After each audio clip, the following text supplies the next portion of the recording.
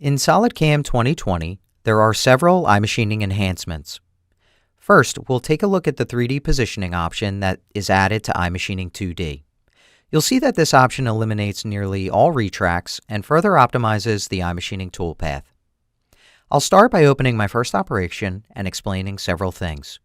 Then we'll see for all operations what great positive impact this new 3D positioning option has on the iMachining toolpath.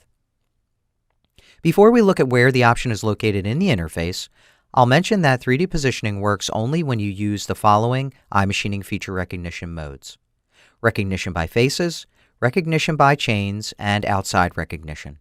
All operations in this example use one of these modes. The reason for this is because in order for iMachining 2D to perform smart positioning like iMachining 3D, it relies on the stock model information that is dynamically updated after each cutting move.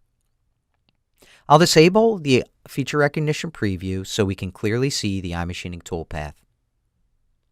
Then, switching to the link page, we'll find the new 3D positioning option.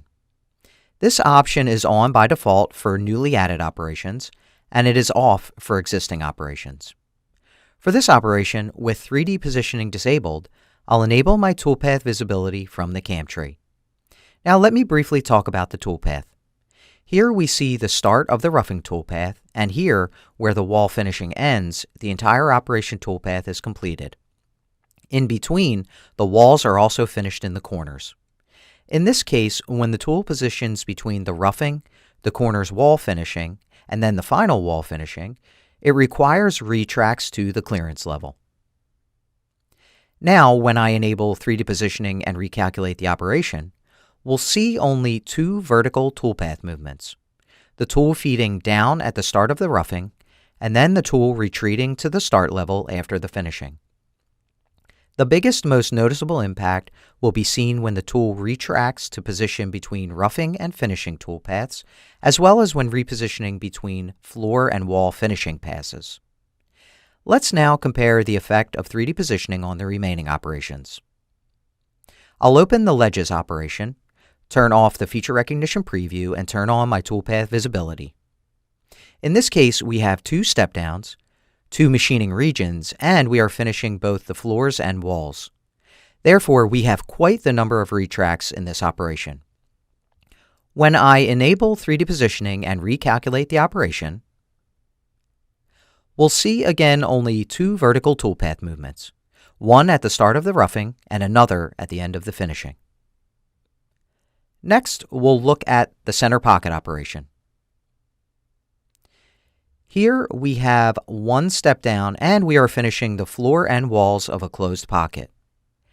In this case, we see even more retracts because of the number of corners that require finishing. I'll enable 3D positioning and recalculate the operation. Again, there are no longer any retracts, and we can see the positioning is instead performed down in the pocket. Finally, we'll look at the corner pads operation. In this case, we have less corners to finish than before, but there are several machining regions that results in having a great deal of retracts to accommodate the tool positioning repositioning.